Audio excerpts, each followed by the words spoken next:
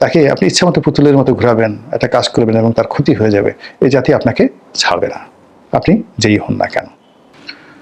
বিএনপির চেয়ারপারসন বেগম খালেদা জিয়া রাজধানীর একটি বেসরকারি হাসপাতালে গুরুতর অসুস্থ এবং তিনি এই মুহূর্তে শারীরিকভাবে জটিলতার মধ্যে রয়েছেন, যেটিকে ক্লিনিক্যালি মানে মহাজটিল বলা হচ্ছে।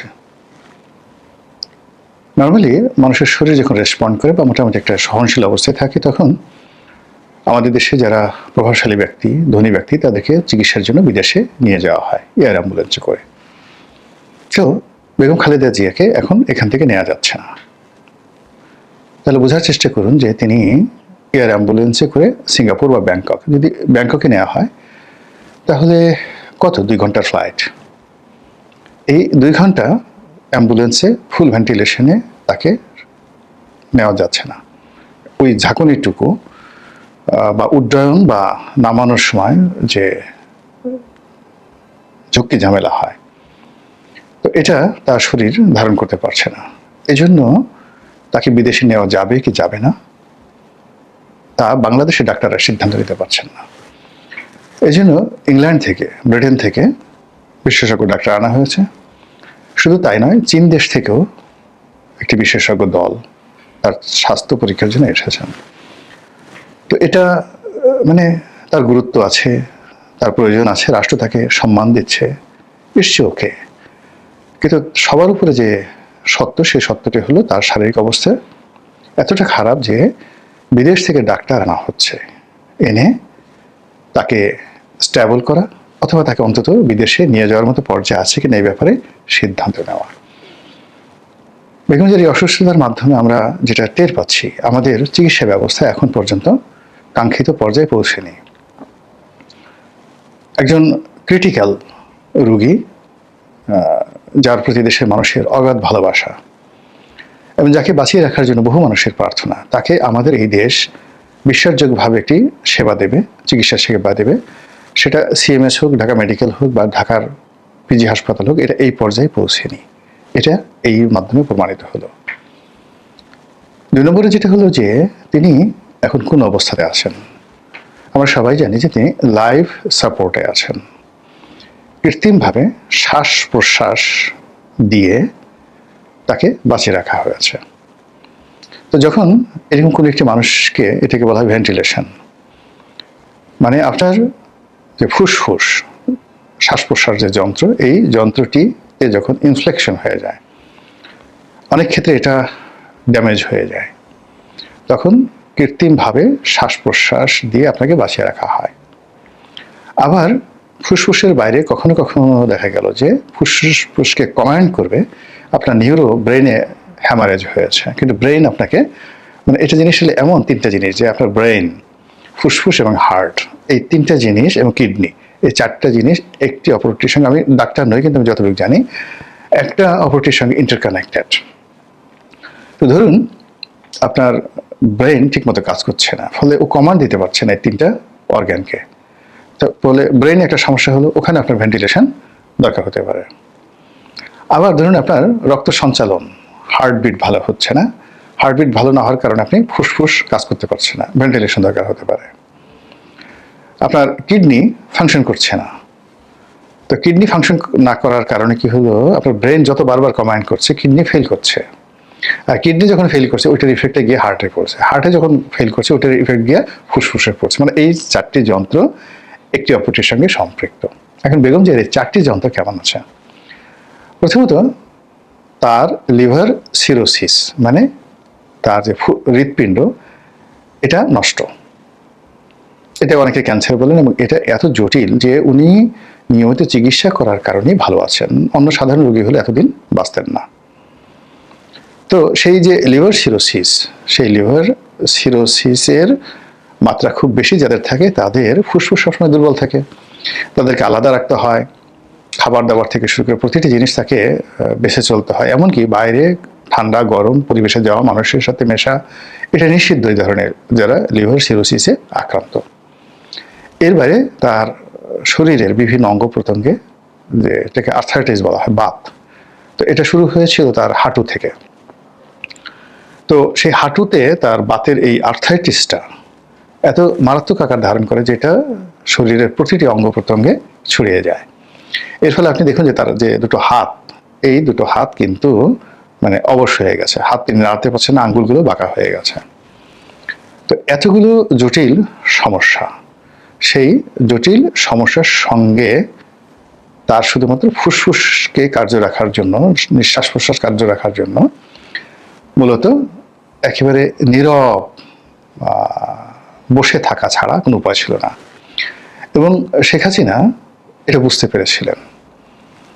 ফলে তার এই দুরবস্থার মধ্যে যদি জেলখানাতে তার মৃত্যু হতো, সেক্ষেত্রে শেখ হাসিনা বিপদে পড়তেন। এই রাজনীতির ঝামেলা এড়ানোর জন্য তিনি তড়িঘড়ি করে একেবারে, প্রথম তো তার একটা ধারণা ছিল যে তিনি অসুস্থ না, ঢং ধরেছেন। তারপর যখন তাকে বোঝানো হলো বা তিনি বুঝতে পারলেন, তখন তিনি এটার গুরুত্ব অনুভব করলেন। শেখ হাসিনা গুরুত্ব অনুভব করলেন যে তিনি যতই ক্ষমতাধর হন না কেন, কারাগারে যদি মারা যান তার সমস্ত দায় দায়িত্ব শেখ হাসিনার বহন করতে হবে, এমনকি একটা গণ অভ্যুত্থান হয়ে যেতে পারে।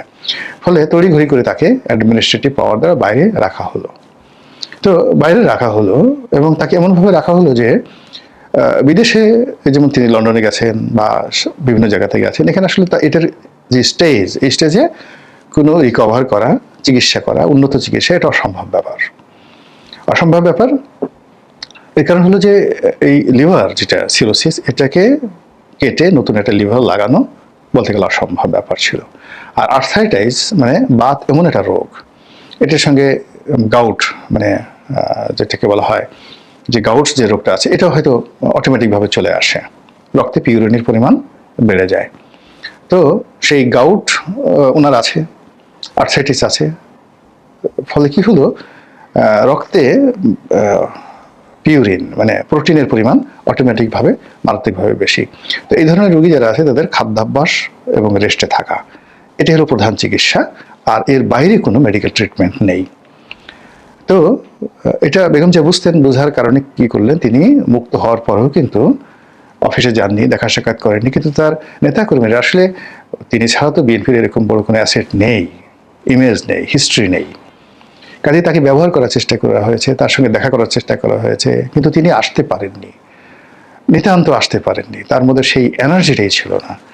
দ্বিতীয়ত সরকারও কিন্তু এখানে একটু কড়াকড়ি আরোপ করেছিল তখন, আওয়ামী লীগ সরকার, যেন মানে বেগম জিয়া অ্যাটলিস্ট বাকি যে জীবনটুকু আছে সেই জীবনটুকু তিনি মানে অনায়াসে কাটাতে পারেন।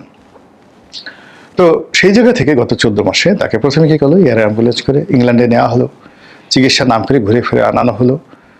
এটা একটা আবেগ ছিল, সেন্টিমেন্ট ছিল, কিন্তু এটা যে দরকার ছিল না, এটা প্রয়োজন ছিল না তার জন্য, এটা বুঝতে পারেনি। ফলে তার যে এই যে লন্ডন গমন, যাতায়াতে আসা যাওয়াতে তার আসলে অনেক ক্ষতি হয়েছে, কোনো লাভ হয়নি।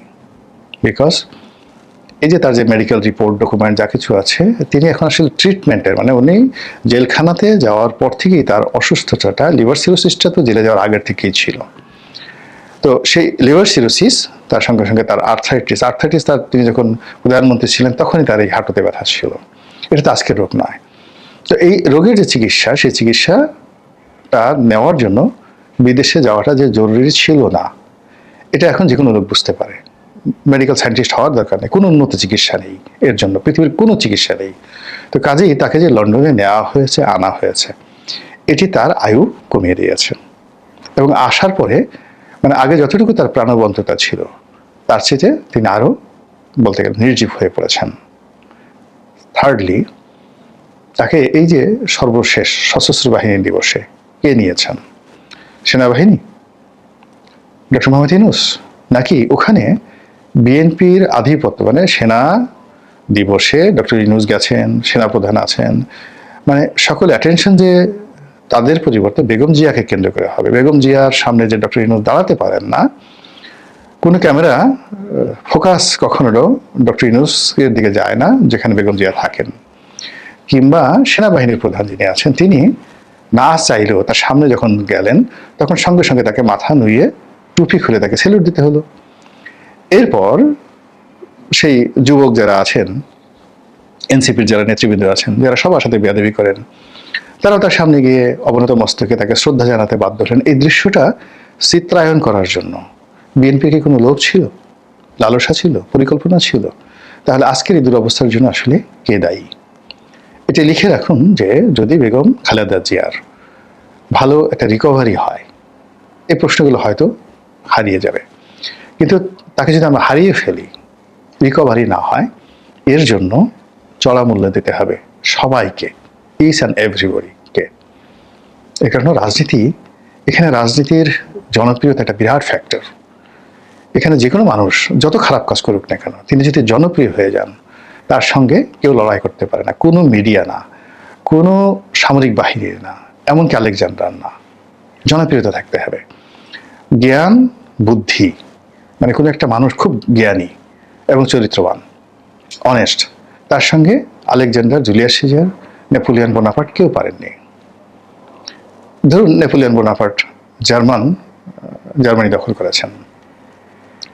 তো জার্মানি দখল করার পর ওই সময়টাতে যে সবচেয়ে বড় জ্ঞানী ব্যক্তি গ্যাটে, তো গ্যাটের সঙ্গে তিনি দেখা করতে চাইলেন। তো মানে সে মুগ্ধ হয়ে গেল গ্যাটেকে দেখে, পাগল হয়ে গেল যে মানুষ এত সুন্দর হয়, এত মহান হয়, মানে রাজাকে পাগল বানিয়ে ফেলে নেপোলিয়ন বোনাপার্টকে। এটাকে বলা হয় মেধা। মেধার সৌন্দর্য, ব্যক্তিত্ব, দার্শনিকতার সঙ্গে পৃথিবীর কোনো সৌন্দর্যের তুলনা হয় না। দিল্লিতে নিজামুদ্দিন আউলিয়া ছিলেন, কোনো রাজদরবার, গিয়াসুদ্দিন বলবন, তারপরে মোহাম্মদ বিন তুগলক, গিয়াসুদ্দিন তুগলক, জালালউদ্দিন খিলজি, মানে এরা, জালালউদ্দিন খিলজি ছিলেন কিনা আমি এটা বলতে পারবো না, বাট বলবন মানে সুলতান গিয়াসুদ্দিন বলবন থেকে শুরু করে, হ্যাঁ, গিয়াসুদ্দিন বলবন থেকে শুরু করে এরপর একেবারে মোহাম্মদ বিন তুগলক পর্যন্ত এই সময়টিতে যারা ক্ষমতায় এসেছেন, এর মধ্যে কুতুবউদ্দিন মুবারক শাহ ছিলেন। তো ওনারা শত চেষ্টা করেও তাকে কোনোদিন রাজদরবার আনতে পারেনি, বরং রাজাবাসারা, মন্ত্রী, মিনিস্টাররা ভিক্ষুকের মতো গিয়ে তার দরবারে দাঁড়িয়ে থাকতো। নিজামুদ্দিন আউলিয়া, দিল্লির মেহেরুলিতে।